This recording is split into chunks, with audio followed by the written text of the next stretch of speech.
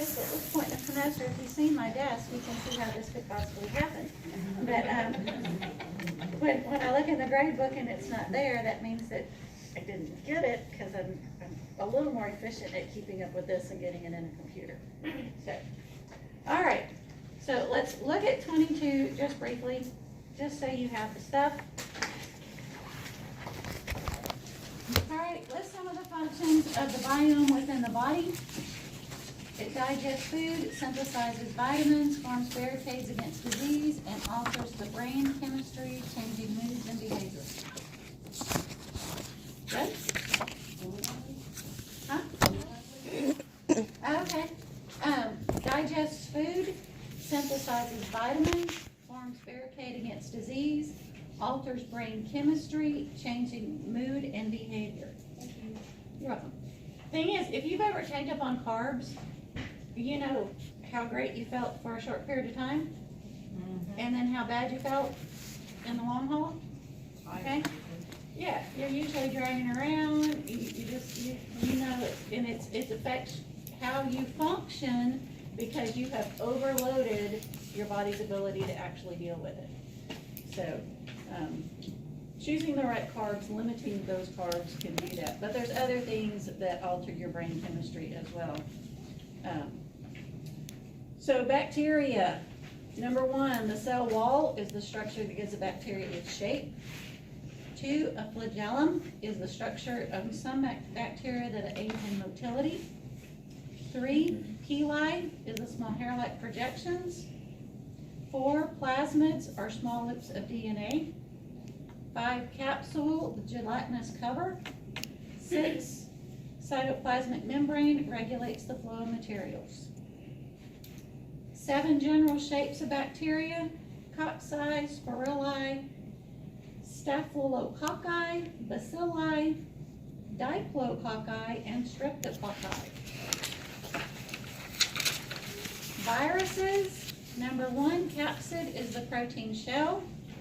2, capsamere is the structural unit. 3, envelope is the additional layer surrounding the capsid. And 4, the basic shapes: helical, polyhedral, and complex. Fungi, number 1, is molds and yeast. 2 is spores.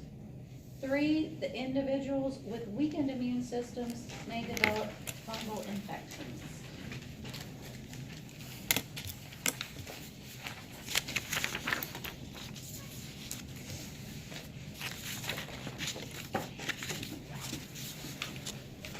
We already did 23, right?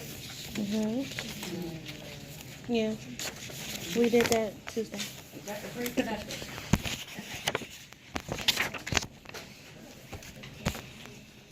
We did it, we can. All right, 24. Did we do that one? Yes. Yes. That was the pregnancy and development. All right, 25. Heredity. So mutations occur when genes' DNA sequences change permanently. The environment influences how most genes are expressed. Karyotype displays 23 chromosome pairs of a human somatic cell. Pairs 1 through 22 are considered to be autosome and do not carry the gene that determines sex. The 23rd pair determines the sex of the individual. Female will have a pair of XX, while males have a chromosome of XY. The X chromosome must be present within the 23rd set. Okay? An allele that causes a trait or disease may be recessive or dominant in either an autosomal or sex-linked manner. Autosomal alleles affect both sexes. Number 2, the X-linked allele mainly affects males. So guys, you can blame mom. Number 3, the Y-linked are only passed from father to son. Okay? Good? All right. An individual with Down syndrome will present with the 21st set of chromosomes as a triplet. An individual with Turner syndrome will present with the 23rd set of chromosomes as an XO. An individual with Klinefelters presents with XXY. Good? Okay. All right, the genetic stuff is pretty cool, but we don't touch on it. You can actually take a genetics course if you want it, and it is cool stuff. Was there anything in the other study guides that we need to go back and look at? Everybody's happy. All right, so the main part of your test comes from 18, 20, 21, and 23. I also gave you that little handout that had some questions similar to what you answered on pregnancy and genetics. So kind of repetition of what was in there, but that makes sure that you got that information that might be in the test. So 18, 20, 21, 23, pregnancy and genetics. But pregnancy and genetics, focus on that little page that I gave you too.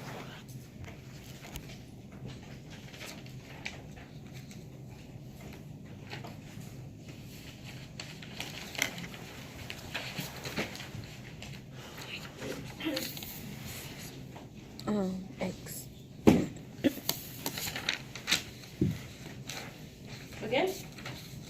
I have a question. On the focus for exam 5, it says what happens when we swallow. Are you just kind of wanting us to spit out that first page of 18? That it starts in the mouth, goes, No, I wrote down on the board 3 mechanisms involved in swallowing. I'm sure I wrote it.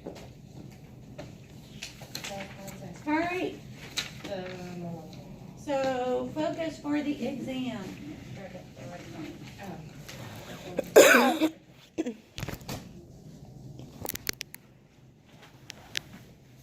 All right, be able to label the following diagrams: the digestive system, nephron, kidney, mouth, female, reproductive, and the myplate. We good on that? Okay. Know the basic function of each of the parts of the digestive system, which we went over. Which part only transports? Esophagus. Which part absorbs most of the water? Large intestines. Digestion of starch. Yeah. Begins in the mouth because it's a carb, right? But gets broken down in the stomach and gets absorbed within the small intestines. Digestion of proteins happens where? Chemically. Starts in the stomach, okay? Absorption of nutrients. So protein in the stomach. Protein begins in the stomach, but it's absorbed within the small intestines. what was that one you just said? Two. You want both of those answers? Well, I don't remember which one I asked. Proteins? Yeah, with proteins, I don't remember if I asked you where does digestion begin or where is it absorbed. I don't remember which way I went. Yeah, it just says, yeah. Okay? So. All right, absorption of nutrients primarily where? Small intestines. In the villi that look a little sea-like, right? Yes. Yes. Makes you want to watch Schoolhouse Rock all over again, doesn't it? Yes. So you young people really have no appreciation for Schoolhouse Rock. But I know that's how I learned the preamble to the Constitution and how a bill is made and all that fun stuff. Saturday mornings, not in the Philippines, you got one channel in the Philippines. But when we moved back here, it was amazing because we had 3 channels and Saturday morning cartoons. I think the only cartoons that we saw in the Philippines were probably Beanie and Cecil and Gumby. Oh, I hate Gumby. And there's one other. Anyway, life was a little different, but we were little and it didn't matter. Now we whine, don't we? What? I don't have 100 chicks. And see, y'all didn't have a TV where your dad would say, hey, go over there and hold the antenna, see if the signal goes. I remember that. Go get the aluminum foil out of the kitchen. Yeah. No, turn it this way. No, turn it that way. Okay, stand right there. Okay, now you see the game. Or the big one outside. Yeah. Screaming from one end of the house. Yeah. Yep. All right. Where most vitamins are absorbed, small in the VOI. We do some absorption of vitamins and electrolytes in the large intestines.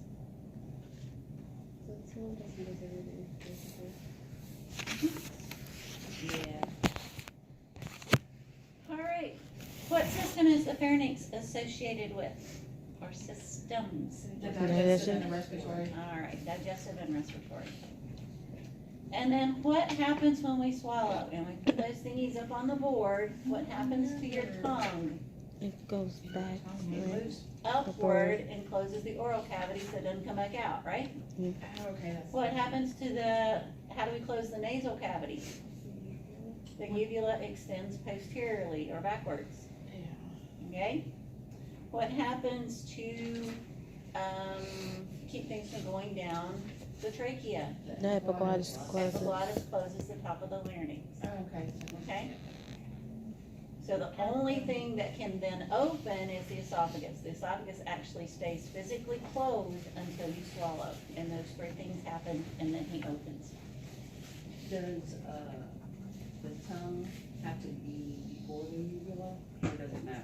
I think it kind of all opens at the same time. Yeah. I would think those two things happen at the same time. Epiglottis is probably last, because it would be the last area for to drop down. But I didn't ask it in sequence, okay? All right,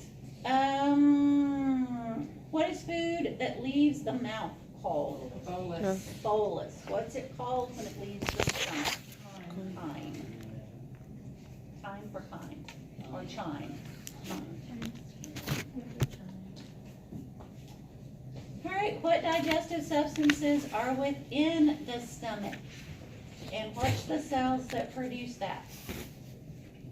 Oxygen is produced by chief cells, Mhm. and then hydrochloric acid and intrinsic factor are produced by parietal cells. Good.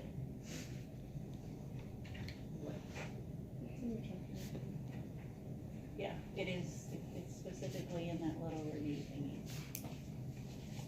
And I think we wrote it up on the board as well. Should be in your notes under stomach. What are the portions of the small intestine called? What are their specific functions? Do any of the areas contain the villi?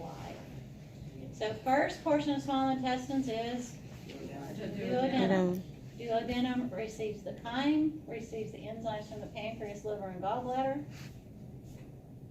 Okay, so it further breaks the food down, and then it moves into the jejunum. That's where the villi are, that's where most absorption occurs.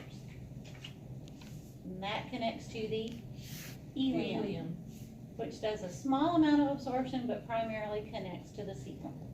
Is there villi in the ileum, or is it just in the jejunum? I'm sure there's probably some in there if it's gonna absorb nutrients, but I don't think there is numerous. But don't quote me on that. Because Okay? it asks, The jejunum primarily are in, the Do any of jejunum these- primarily has the villi.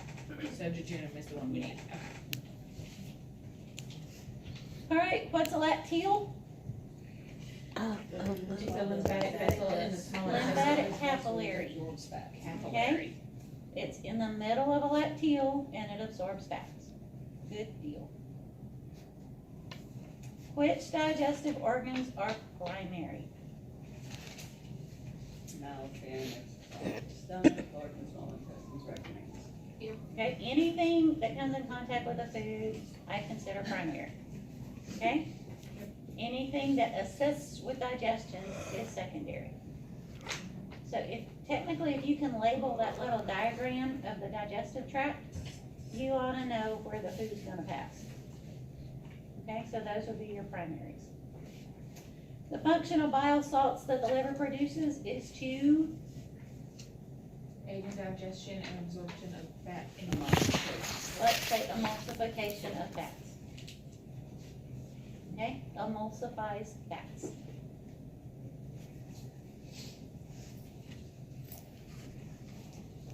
So, different segments of the large intestines, we have the cecum, ascending colon, transverse colon, descending colon, sigmoid colon, and the rectum. You skipped one. Oh, did I skip one? Yeah. The pancreas. Oh, that's written on the side of mine, so I don't have the official one anymore. Okay, so it says functions of the pancreas, is that what it said? Exocrine and endocrine. Endocrine and exocrine. Yeah, endocrine and exocrine. Okay, and we wrote that one up on the board as well. As an endocrine gland, pancreas secretes what? Insulin and glucagon. Insulin and glucagon. As an exocrine gland, it produces digestive enzymes and puts them into the duodenum, Yes. okay?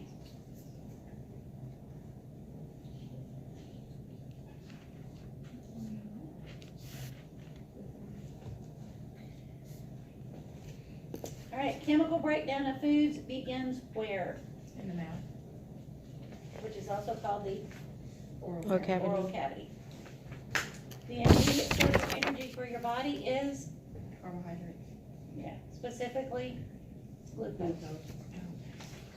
okay? Not that we tank up on a bunch of carbs, we make good choices with our carbs, okay? But that's the quickest thing your body can utilize, and your brain actually uses a high percentage of that. So I always get amused around the time that they do, standardized testing at the schools. And they send home the little notes that you have to have a good breakfast, make sure they get a good night's sleep. So were all of those other days during the school year irrelevant? That you didn't need a good night's sleep and a decent breakfast to be able to utilize, yeah, your brain? Oh, this is probably why they don't ask me. All right, know the path of urine from the renal artery to the urethral meatus. We're good with that? We wrote that from one side of the board to the other. Oh, okay. That long chart. So there's your dinner conversation for Thursday. All right, know the functions of the urinary system. So excreting metabolic waste, secretion of hormones, acid-base balance,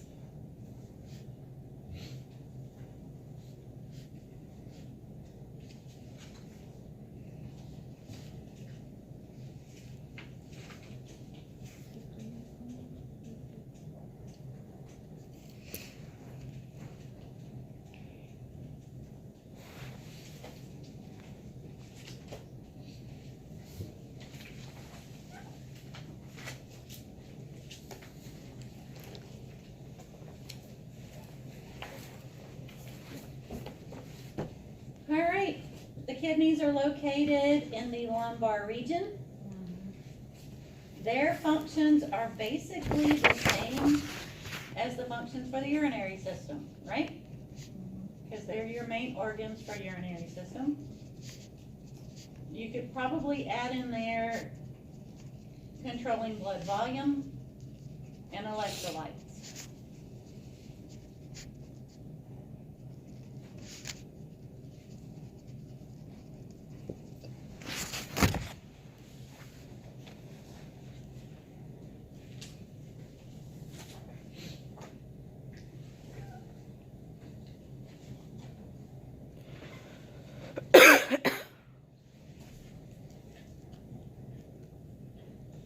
All right, then I asked you to know about antidiuretic, aldosterone, atrial natriuretic, and renin.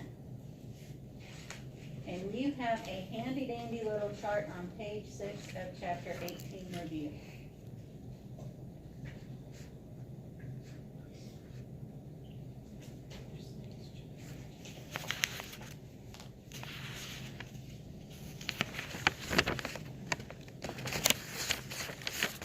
All right, what's an excretory waste?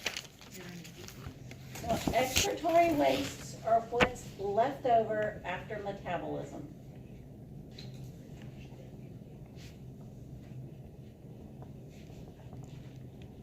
So excretory wastes are those substances left over after metabolism. So waste that's formed from the breakdown of amino acids is urea. That's on the same page, that page 6 of chapter 18. Okay? When we break down nucleotides, we get uric acid. That's on the same page also.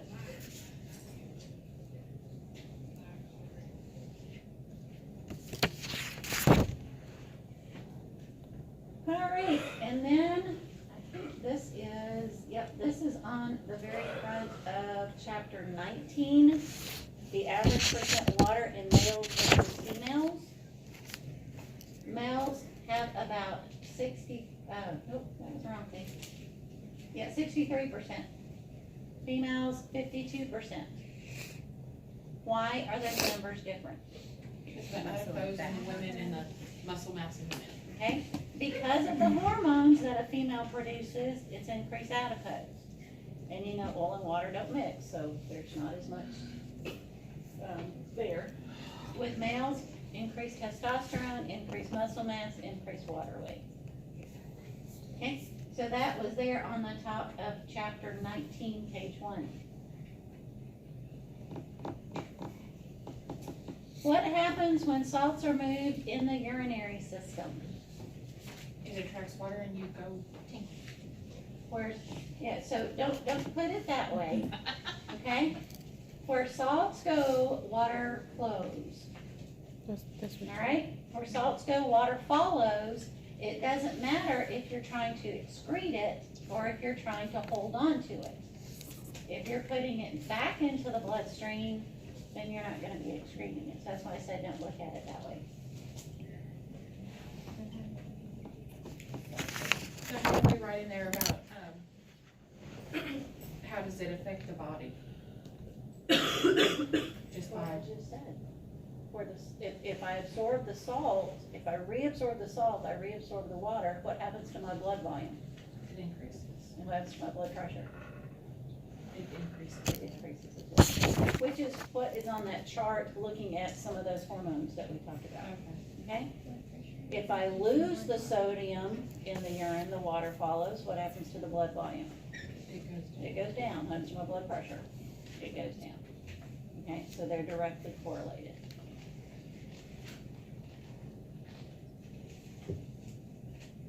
All right. Any questions, urinary system? Okay. What is spermatogenesis? The making of new sperm. Okay, formation of sperm. Oogenesis is Making of new production of the egg or the ovum. So from one primary spermatocyte, we get how many sperm? 4. One primary oocyte, we get how many eggs? 1. And the method of cell division used to achieve that? Meiosis. Meiosis.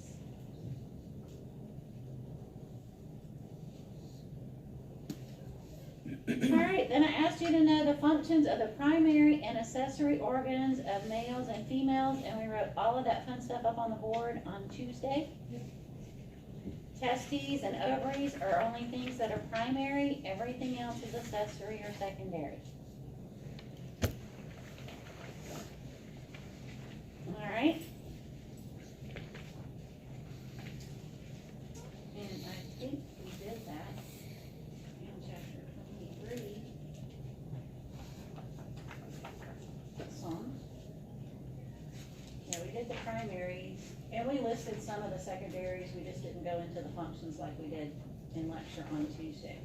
So I would hold on to more of what we did lecture on Tuesday when it comes to the function of the structures, of the accessory structures. All right, know the parts of a sperm. He has a head, a midpiece, and a tail. Who's buzzing?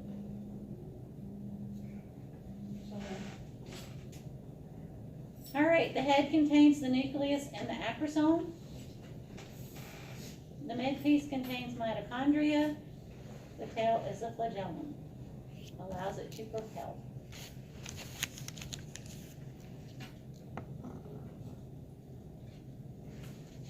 How does sperm get its nourishment? From the fructose of the seminal vesicles. We had that up on the board on Tuesday also.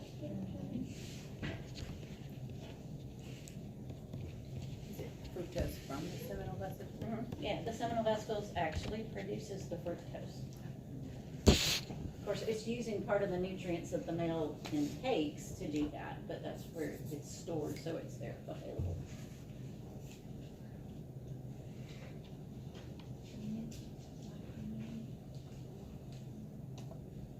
All right, what are gonadotropic hormones?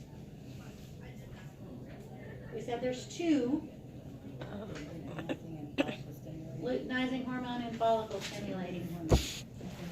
And they are produced where? Anterior. Anterior pituitary. What triggered their production? Puberty. Well, puberty does, but it's the hypothalamus producing gonadotropic releasing hormone. But we put all that fun stuff up on the board as well. And then we also put in there what happens as far as their functions. So luteinizing hormone, follicle stimulating hormone cause the testes to mature. Sperm can be produced once testosterone is produced at a high enough level when the testes can mature enough. For the female, the ovaries mature, estrogen and progesterone gets high enough, the eggs can be produced. Good? Okay. All right, where are the follicles located? They're in the ovaries. Does it still say what stages do they evolve through? Mm-hmm. Yes. Okay. What are the sex hormones for male and female? What changes do they initiate or sustain within the body of each sex? For the male, it's testosterone. For the girl, it's progesterone. I did. Okay, so sex hormones for male are testosterone, sex hormones, which there's more than that hormonally, but those are the ones we focus on because those are the main ones. Those are in the highest quantity. All right, so sex hormones for male, testosterone, for female, estrogen and progesterone. What changes do they initiate or sustain within each sex? So those are what we talked about as far as secondary sex characteristics. Okay, so males, odoriferous, increased muscle mass, body hair, deepened voice, okay, production of sperm. For the females, increased vascularization, increased adipose, menstrual cycle, breast development, production of egg.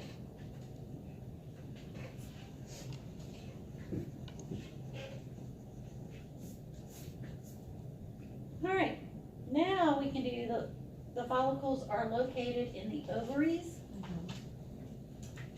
And we said, what does it evolve through? What I asked you to hold on to was that corpus luteum. Once the egg is released, the corpus luteum remains.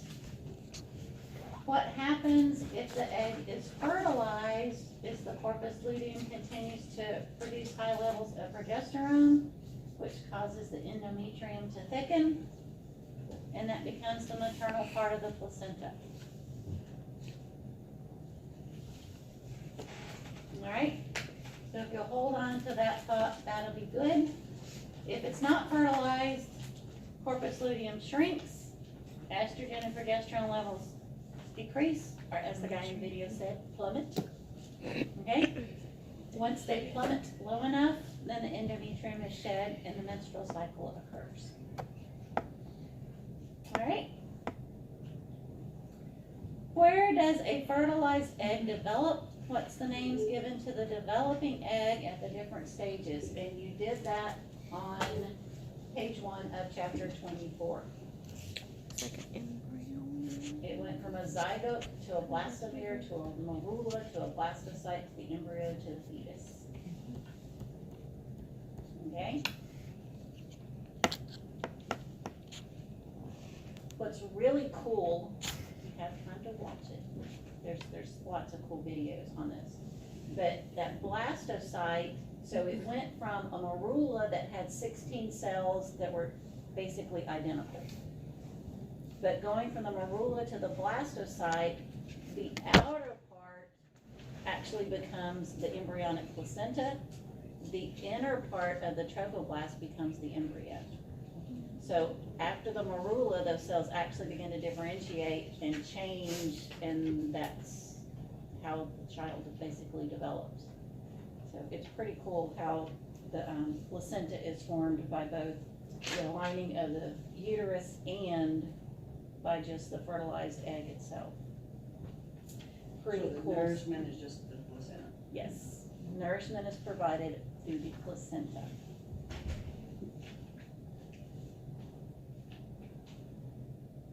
All right, what are the stages of the female menstrual cycle? And we wrote that up on the board. Actually, that was on a slide that y'all copied off of the PowerPoint. Okay?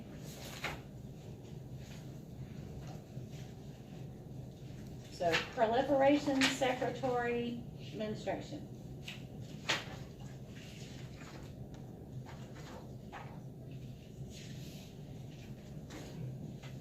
So proliferation was when FSH and LH increased. Secretory, we had an increase in estrogen and progesterone. Menstruation, we had a decrease in estrogen and progesterone.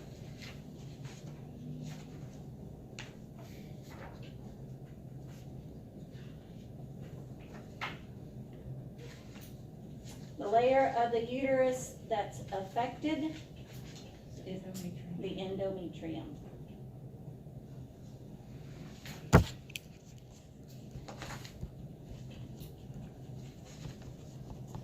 All right, then I asked you to be able to distinguish internal reproductive structures versus external. If you can label those two diagrams, there shouldn't be any question on what's inside and what's outside. We should be able to do that. Indicator that shows a female is pregnant. And I thought that was in the study. It's human chorionic gonadotropin. I know it was in the PowerPoint. HCG, yeah. But I was thinking we had it in here too, but we might not. Human chorionic gonadotropin.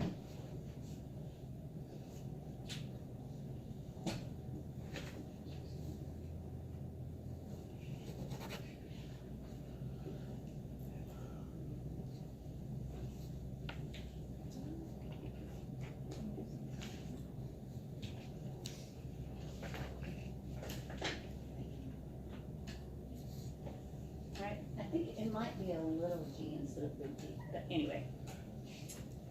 All right, and then I asked you what happens to the female's body in order for milk production, and I wrote that on the board, asking you to remember those two hormones, prolactin and oxytocin. Okay, so you have that, you have your little set of questions that, the 20 questions that we put up answers to. I'd probably just take some little flashcards out of that, and then you have your diagram. Easy enough? Sure. Sure. So here's what I would not do.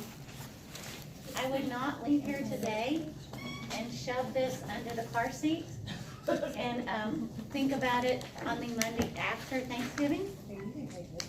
I would look at it a little bit. I'm not telling you to sit at the Thanksgiving table other than discussing the production of urine.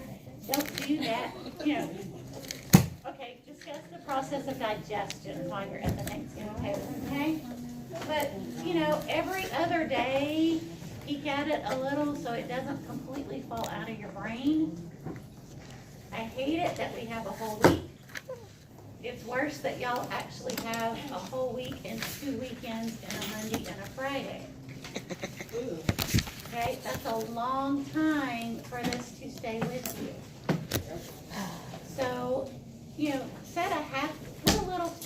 face on the calendar on your phone, like every other day, the little smiley face shows up and it says, Miss Emery's thinking about you, and you go study your A&P.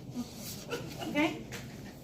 So, maybe since Thanksgiving is on Thursday, you don't have to study Thursday.